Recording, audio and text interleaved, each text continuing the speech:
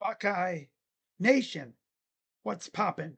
Crazy Dog coming at you on the Buckin' Crazy YouTube channel with my Ohio State Buckeyes, Minnesota Golden Gophers, Week 6 game recap.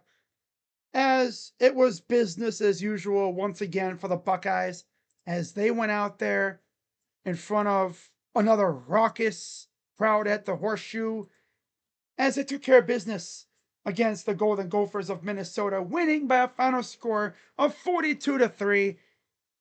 And after Ohio State scored their first touchdown of the game, this one was over. It's just the way it went. Once we scored that first touchdown, that was it. Yeah. Minnesota simply had no answer. Julian Sayin was efficient. He was elite.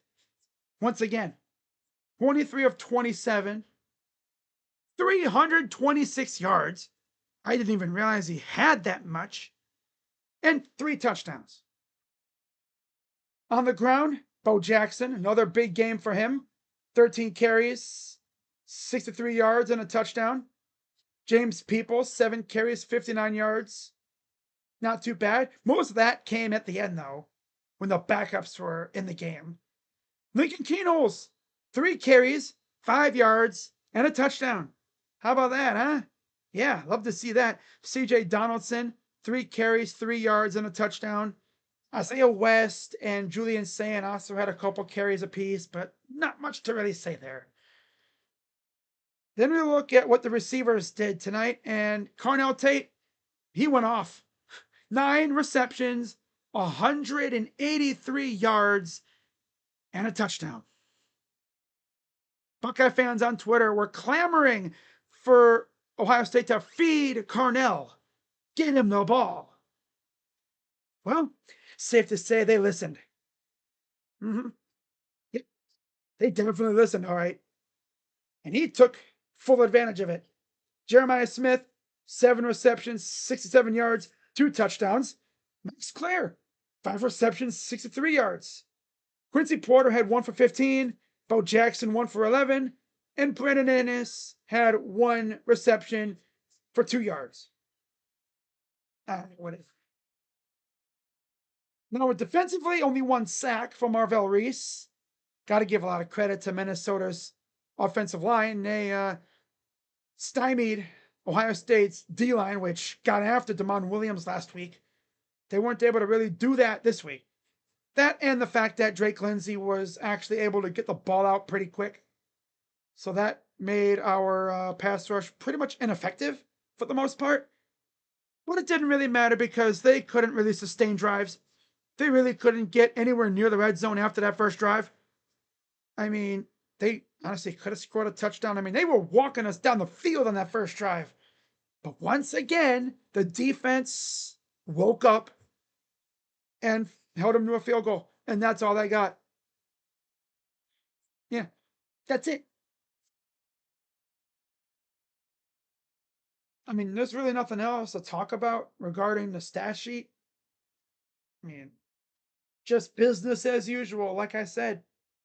Drake Lindsey, though, 15 of 26, 94 yards. That's it.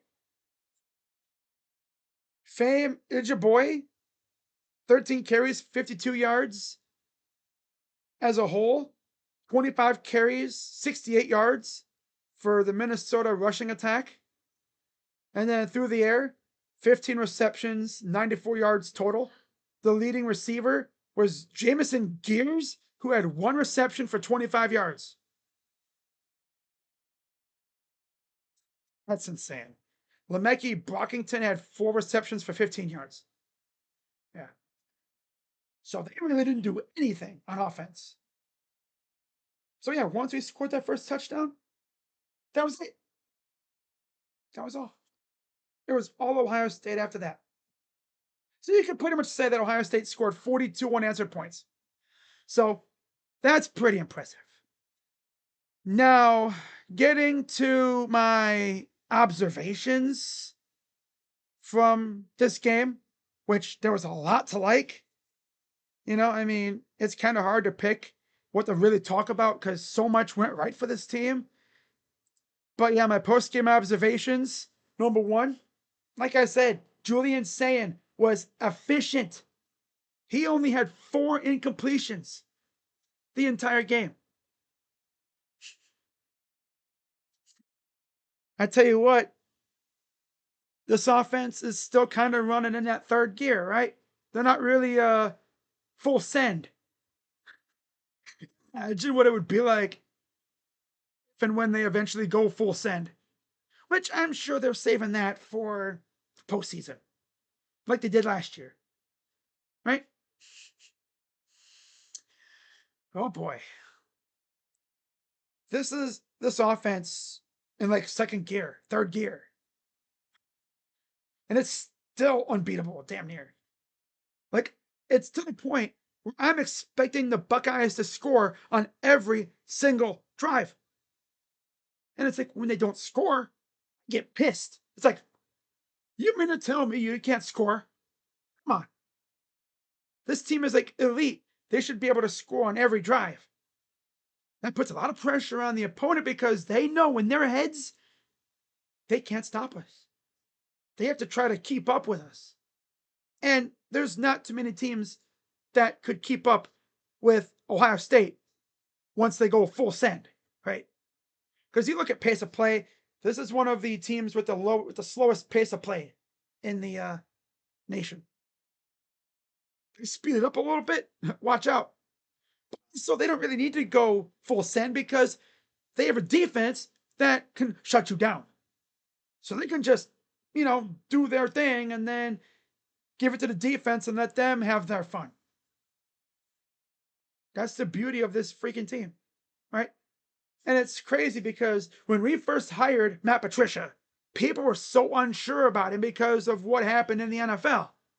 It's pretty clear he sucks as a head coach, but man, as a D coordinator, that dude is a high key genius, man.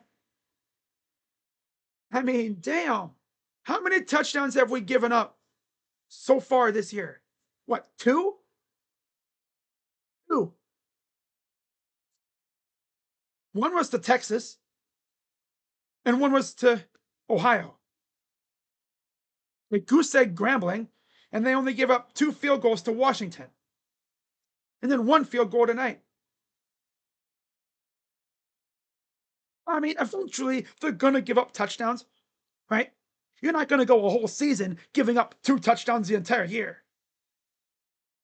I mean, damn, that's crazy, man.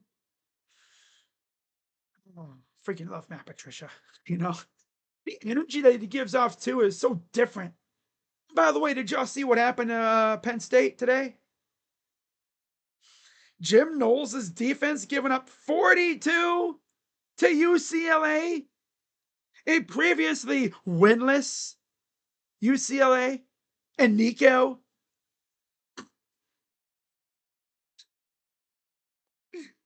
Of course, Penn State could have came back and won. They almost did, but they didn't.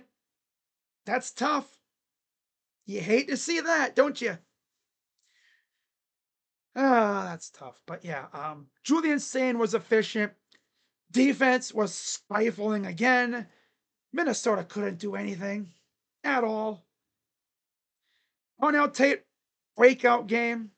Damn near 200 yards receiving. And like I said, Buckeye fans on Twitter, they were begging on their knees. They were clamoring for Cornell to get the ball more. They're like, come on, man, you got to feed him more. He's there. He's open. He's ready for it. Right? These other teams are double teaming Jeremiah.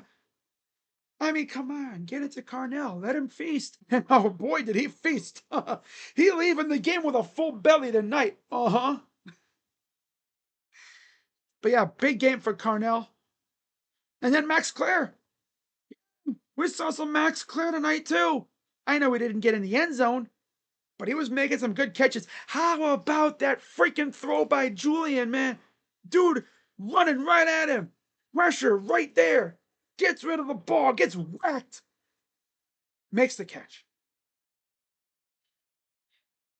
Yeah, he knew. He's like, I got to take this hit to get this ball to the max, and bang, makes the catch. That's what you like to see out of a tight end, right? Your quarterback is willing to take a licking to get that ball to you. Love to see that.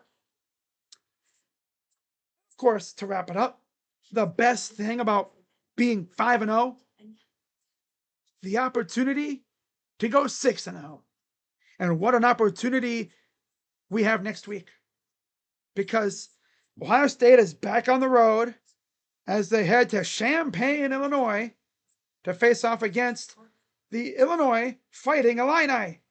And what's so funny about this little rivalry is you have a team named after the Native American people, the Illini, facing a team named after a nut, playing for a trophy, freaking turtle.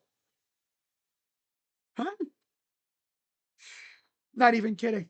You'd think, wait, you see the trophy, you're like, is that a Maryland thing? No, it's Illinois. It's called the Illabuck. It's a freaking turtle. Oh no. I have to look up the history of the Illabuck. Like, why is it a freaking turtle? You got teams playing for a jug, a keg, an axe. Play for a damn turtle. Ah, you'll love to see that, right? You got a team playing for a wagon wheel and everything. No, what do we play for? A freaking turtle. I love it though. That's the beauty of college football, right? You play for these like wonky trophies. Then you read up on the history and it's like, okay, I see now. All right. But yeah, the best thing about being 5-0, the opportunity to go 6-0. And unfortunately, the next time Ohio State will be at the Horseshoe is when Penn State comes to town. And I'm sure Buckeye fans will have a nice welcome ready for Mr. Jim Knowles, right? So that's pretty much all I got for this video. And as always, be sure to hit the like button. Oh, wait, almost forgot. The MVP. Got to talk about the game MVP. And that's Carnell Tate. He showed out tonight. Mm-hmm. And he also shows that if you come to Ohio State, you'll get fed.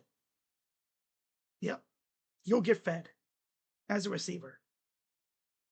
So now I'm going to wrap this video up. As always, be sure to hit the like button, subscribe, and hit the bell. And on to Illinois, and then Wisconsin, and then a bye week, and then Penn State. So should be fun. But I'll see you guys later, and we'll see what this game has in terms of recruiting ramifications. You know, what happens? Do we see any commitments? We already saw a freaking flip. Corbin Fordham flipped to Florida State. And what happened tonight to Florida State, though? They got their backs beat. They got their faces kicked in by Miami. Oh, wait, no. Oh, they're down by 9 with about a minute to go. So they're going to lose. Still, they were down 28-3 at one point. Damn. I think Aaron Thomas was there too. Oh, that's tough. That's tough. I mean, they're family, you know, they're like legacy guys from Florida State. You know, their dads played there, so not really too mad about that one.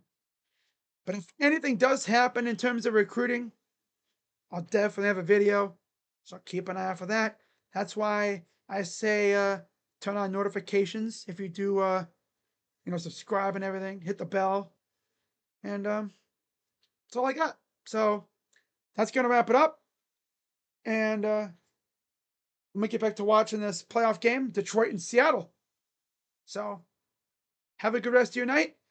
And I'll probably see you guys on the main channel tomorrow, whether it's for Browns and Vikings at 9:30 a.m. or Tigers Mariners game 2 tomorrow night. So with that being said, I'm Crazy Dog, coming at you on the Buck and Crazy YouTube channel. Let's go, Bucks. OH, I'm out. Bye-bye. Yeah. Go Bucks.